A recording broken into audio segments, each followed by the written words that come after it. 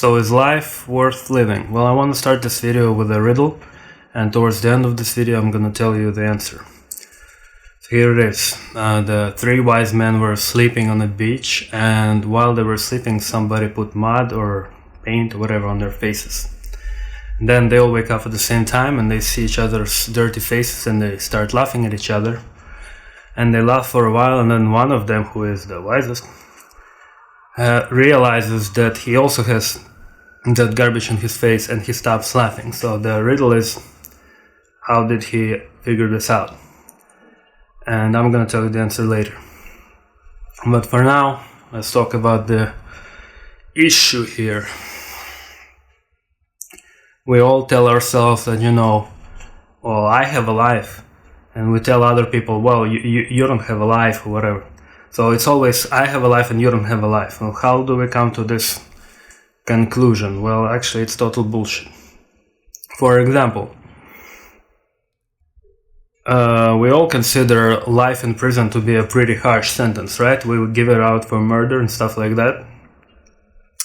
Well, what if, hypothetically, there was like a man and a woman in prison serving life sentences, and they had a child together. I'm not saying this is possible. I'm saying imagine this situation. And the law was such that since the child was born in prison, he would have to spend his or her whole life in prison. Well, that would be horrible, right? Being born in... You would be punished with the worst possible punishment, at least like in civilized countries. This would be worst possible punishment, because in Norway, for example, they don't even have life sentence. Forget about capital punishment. Their biggest punishment is 21 years, right? So it would be a horrible punishment, right? To be born in prison and to have to live there your entire life. It would be worse than what you get for murder in Norway. And yet, in some parts of the world, like Africa, whatever, people live worse than somebody who lives in prison. For example, in prison, the life expectancy is about 25 years less than in the wild, so to speak. So, for example, in the United States, the life expectancy, well, whatever, Japan, United States, blah, blah, blah, 80 years, okay? And in prison, minus 25, let's say 55, right? Well, I was born in a country where life expectancy for males right now is 55, same as in prison. And I was born in a country with nuclear weapons, okay? It's not like fucking Zimbabwe or something. So there are places on Earth where life is a lot worse than it is in American or let alone Norwegian prison. I mean, in Norwegian prison, you just watch TV all day and do nothing. And there are places in the world where you work 100 hours a week for nothing, or you just starve to death, right? And yet those people still have children, so effectively their children get punishment for being born much worse than what you would get in Norway for murder. Is that fair to those children? Well, obviously we would say no, those lives are not worth living, so let's bomb them and put them out of their misery, right? Well, it's easy to see that their lives are not worth living for us, because we're not there. But I remember when I was living in Ukraine, we used to laugh at Americans, how Americans are dumb, because our logic went like this. Let's say if my car breaks, or if my TV breaks, or if my refrigerator breaks, I can fix it myself, right? All of the Russians fix their cars themselves. Meanwhile, everybody knew that Americans can't even change the channel on their television without a remote control, right? So we were laughing at Americans, oh, they're fucking idiots. But we didn't realize that Americans don't need to fix their cars because they have a mechanic on every corner and they can buy a new car. In Soviet Union, there were no mechanics and you could never afford a new car. So you had two choices. You could either fix the car yourself, or you could walk, because there was no public transportation either. I mean, we did have public transportation, but if there were 20 seats in a bus, that means there were 100 people in the bus. So that was the option.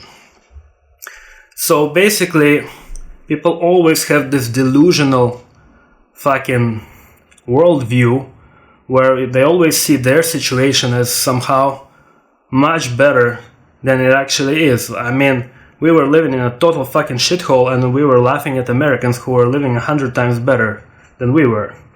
And similarly, we are laughing here in America at people who live in Africa and have nothing to eat except rocks, right? Or maybe they eat their own children, which they actually do, right? But those people still have children, and they still demand respect from those children and tell, well, without me, you wouldn't be alive, so you owe your life to me and you have to respect your parents, which is the bullshit that I was told when I was a kid. But we don't recognize this as bullshit because we're locked into this uniquely subjective perspective where we constantly rationalize our existence and tell others, well, you don't have a life, but I have a life, which is bullshit.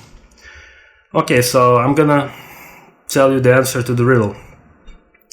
And pause the video if you don't want the answer, if you want to think about it yourself. So here it is. So let's say the three wise men were guy 1, guy 2, and guy 3. And guy 1 realized that he has mud on his face. So how did he do it? Well, he put himself in the shoes of guy 2, and he imagined a hypothetical scenario where he is guy 2 and guy 1 has no mud on his face, and guy 3 is laughing. So who is guy 3 laughing at? Well, it cannot be guy 1 because his face is clear, so it has to be guy 2. Since he is guy 2 and the other guy is laughing at him, it means it's not very funny, so he should stop laughing, but he didn't stop laughing. Therefore, the assumption that guy 1 didn't have mud on his face was false, and so he actually does have mud on his face, and that's how he realizes that he has mud on his face and stops laughing. In other words, until we're locked into our unique, subjective perspective where we only see the world from our own point of view, we're never going to figure out what's actually going on. It's not until the guy puts himself in the shoes of another guy in this riddle where he's able to see what's actually going on. So, in other words, my life is nothing more than basically punishment worse than what you would get in Norway for murder. Of course, I'm not gonna, not of course, but rather I don't have any plans to kill myself in the immediate future. But I do see my life this way.